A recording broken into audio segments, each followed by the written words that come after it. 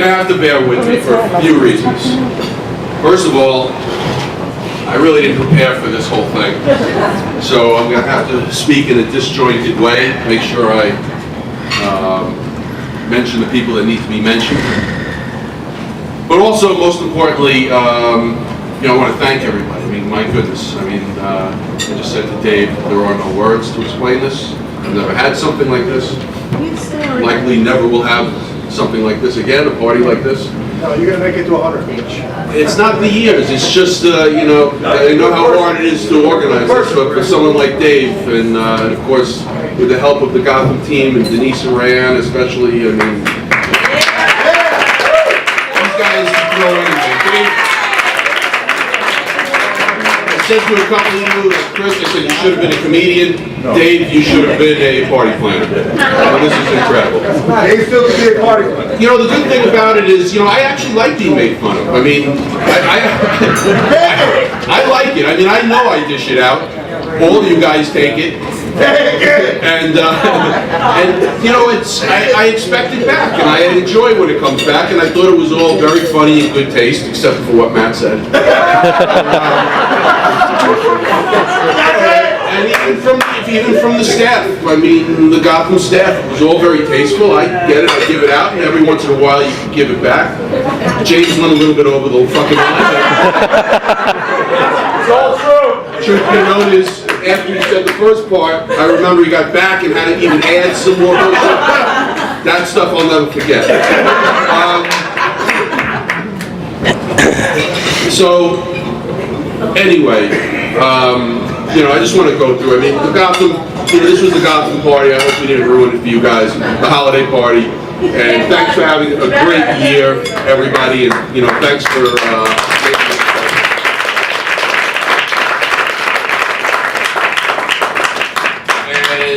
great to have Matt here. He's still alive. He had a heart attack last year, but thank God he's still going. He hasn't slowed down, and his mouth certainly is going at full speed, full throttle ahead. Everybody here, thank you at this table. I mean, I got to point out, obviously, friends for back from day one, and Rich and Jay and Chris, of course, and Becky. Thank you for coming from Florida. Chris, he's well came from Florida, and Rich, I heard you didn't say anything up here, but probably better off, because the attack on you would be relentless. It already is, so you're better off having kept your mouth shut and taking the fifth on this one. Thank you everybody, except for James, as mentioned. Dr. Sally, you know I still owe you a check. You don't have to text me later. I still owe you a check. And my old Italian friend from Valley Stream. Great that you guys made it. My little paisan. Just quick, I didn't mean to cut you off, but two things. First off, we're not really neighbors from Valley Stream. We're a couple of you guys know. Oh my God! Thank God! Oh, you guys are fucking nuts. I'm not a real bitch. Oh my God! Oh my God! Things out of control over here. We're with a comedy troupe called Not With That Comedy with business cards. And I just quickly like to say, we had to do a lot of research to know about Brad before we came here today. I personally have an autistic daughter, and I've seen what you do for all the autism world, so I just wanted to thank you.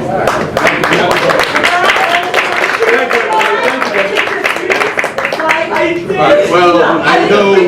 She was there from the party. She was like, oh, you're running. I did. I was like, shut up. I'm like, All right, Nicole, sit down. Hold on before you go. Mama, I love you. Before you go, get James's card. He might I be got it already. Here's my cell phone number. Well, that was good. Dave hired them from the Trump presidential announcement. All right, Nicole, calm down. And of course, all business associates and all dear friends. Everybody here is a real dear friend, and thank you. And of course, I can't go without mentioning my wonderful family. Linda, my sister, who if you ever have to go to war, you want that young lady next to you or in front of you. She's just the most passionate person I know, and just an incredible sister. And my God, if somebody probably said a sideways word about me, she'll remember it for the rest of her life, and will retaliate for the rest of her life. And that's the kind of person I love and always will love. And she's also the greatest cook and hostess in the world. So she's terrific. And of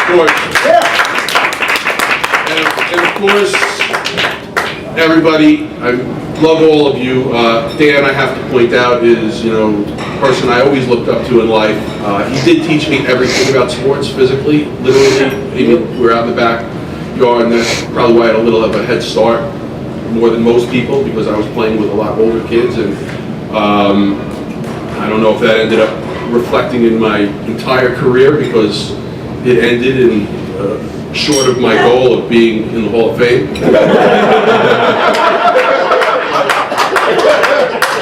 It got me pretty far, and but I always look up to Dan, not only in sports, in fatherhood, and as a husband, and of course as a business leader, and most importantly, and I see more and more now, is philanthropically, he's just, you know, there's no second to him. He's brought philanthropy to our family, needless to say, you know, that's the guy where it all, that I got any bit of that from. My parents I love dearly. My mother and father obviously have been so instrumental in my life, and have been such a part of my life for so many years. It's been, I've been very fortunate to have parents. Yeah. It's 50 years, and I guess next year it'll actually be 51 years too. So, and then the year after that, 52. Just like that. But we faced a lot of challenges together in my family, and we've all come out, you know, pretty okay, except for me. I'm probably the most bruised and battered. Mostly self-imposed wounds, self-inflicted. But you know, as a man, my father is the person who's my ultimate mentor. When you talk about, and you bring up, it was brought up that I like things to respond very quickly to customers and clients, and I like texts returned very quickly. And truth be known, that emanates from my father. There was no speed fast enough for a client, for a customer. Nothing fast, and that's really where I learned it from. I'm sure Dan learned it, Linda learned it. Just being around him. We grew up in business, and we knew that you must respond instantaneously. There was never a moment. I know in his head, even to this day, he thinks about a client calling and says, you hear the ticking of the clock in your head as to getting back to that person with something. So all that goes with, and moving around the table is, of course, my wife Cheryl, who I love very dearly. And again, as much as there was some joking, everything was joking, I assume, except maybe James, it seemed ill will. Bad natured. But with Cheryl, you know, she does deserve a Medal of Honor. I mean, I'm no prize. I think maybe even a bait and switch would be more like it. I'm fully aware of that. My parents are fully aware of that. That's why they love her so much. So, you know, thank you for everything. I love you.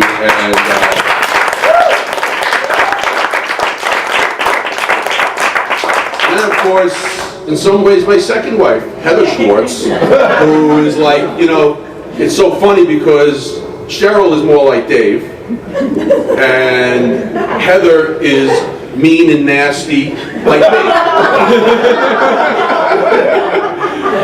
But she's better at hiding it. But I know her longer than I know my wife.